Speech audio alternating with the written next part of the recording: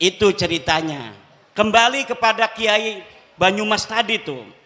Karena dia sering mendengerin saya, ketika si Habib ini minta uang 40 juta, dia acting pura-pura jadeb.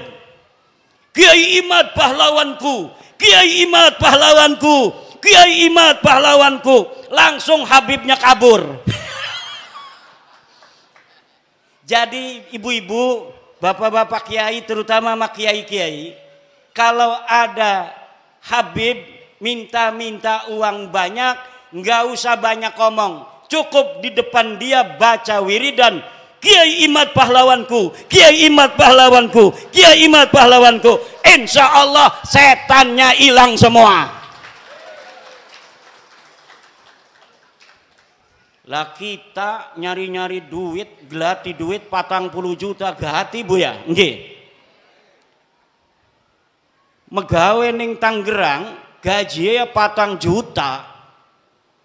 Berarti 40 juta ya kita megawe ning pabrik 4 bulan, 10 bulan nggih. Lah dia datang hanya dengan menjual baginda Nabi, dia pengen dapat duit 40 juta. Na'udzu, orang-orang yang menjual nama Nabi besar Muhammad sallallahu alaihi wasallam begini, kira-kira masuk surga apa masuk neraka? Yang keras, yang keras. Saya tanya sekarang, Habib itu keturunan Nabi apa bukan?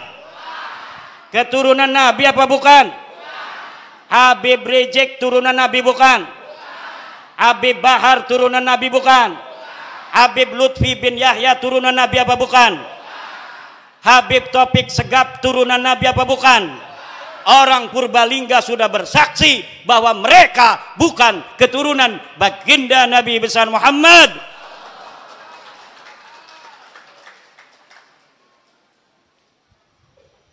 Ibunda Khadijah Al-Kubra akan tersenyum kepada orang-orang Purbalingga. Sayyidatuna Fatimah Az-Zahra akan berbahagia kepada orang Purbalingga. Sayyidina Ali, Sayyidina Husain, Sayyidina Hasan akan tersenyum kepada orang Purbalingga, kepada masyarakat Nusantara yang sudah menyelamatkan nama baik Sayyidatuna Khadijah Al-Kubra, Sayyidatuna Fatimah Az-Zahra, Sayyidina Ali dan baginda Nabi besar Muhammad sallallahu alaihi wasallam dari orang-orang sekarang yang dia bukan turunan baginda Nabi, tetapi dia mengaku-ngaku keturunan baginda Nabi. Dengan pengakuannya itu dia membuat umat Nabi besar Muhammad sallallahu alaihi wasallam diperas, membuat umat Nabi Muhammad sallallahu alaihi wasallam dihina-dina, membuat umat Nabi besar Muhammad SAW berpecah belah. Orang-orang semacam ini dari sisi ilmu nasab bukan turunan Nabi, dari sisi ilmu sejarah bukan turunan Nabi, dari tes DNA bukan turunan Nabi, dari akhlak ba'id, jauh dari keturunan Nabi. Akhlak Nabi begitu luhur, senyum mengembang setiap ketemu dengan orang lain, menyayangi orang lain. Setiap ketemu orang punya uang, dikasih uangnya oleh baginda Nabi. Lagi bawa begini nih, bawa jas, apa ini namanya nih, jubah, diminta orang karena ada dua, satu, dua. Kalau turunan Nabi itu harus sama dengan Nabi. Kalau lagi bawa jubah, beb, jubahnya satu buat aneh, langsung dikasihin. Itu ciri-ciri daripada turunan. Sekarang Laskar jajal kalau ada Habib lagi bawa mobil, beb, mobilnya buat aneh. Kalau dia kasih itu mobil, dia turunan Nabi. Kalau tidak kasih itu mobil, jangan sampai engkau percaya bahwa dia keturunan baginda Nabi besar Muhammad. Setuju? Ada Habib datang ke Kiai bawa mobil. Beb, bawa apa ke sini? Mobil. Mobilnya buat aneh aja. Sebelum diminta, minta dulu. Sebelum dia minta uang, minta dulu apa yang dia bawa. Dia bawa udang-udang begini, pinta. Dia bawa jubah begini, pinta. Wah, berarti Kiimat nanti kita minta coba kasih enggak? Ya enggak.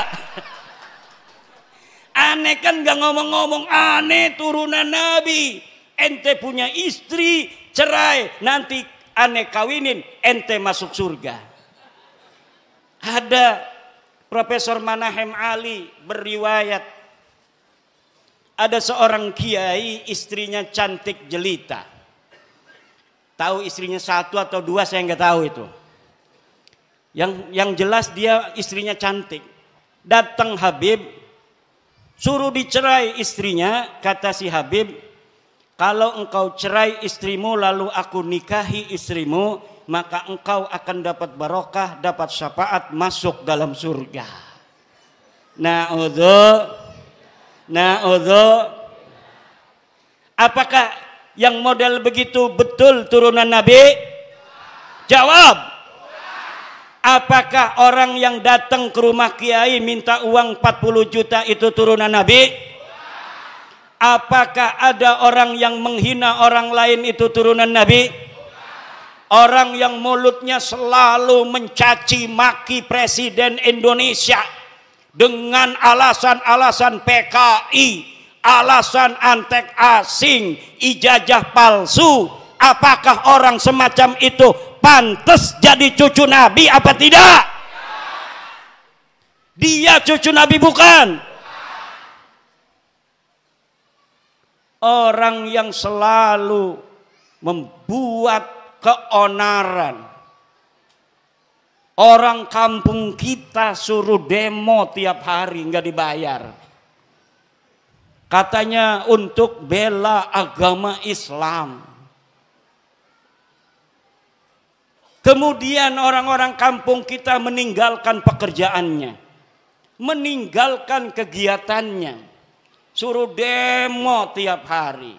Dia yang dapat duit, orang-orang kampung kita yang kerjaannya acak-acakan, ekonominya murat-marit, istrinya muring. Tahu muring? Istrinya muring, ngambek, marah-marah karena dia jaga warung ditinggalin. Apa betul? Dia bertani, taninya macul tidak disempurnain. Dia jagain pancingan lele, pancingan lelenya ditinggalin. Kenapa? Suruh demo, katanya membela agama, menurunkan antek-antek Cina, menurunkan antek-antek asing. Tapi ternyata perjuangan mereka semata-mata bukan untuk agama, bukan untuk rakyat, bukan untuk bangsa, tetapi untuk tingginya nama mereka sendiri dengan mengorbankan putra-putri Indonesia agar masa depannya acak-acakan, tetap miskin, melarat, tidak punya pekerjaan. Na'udzu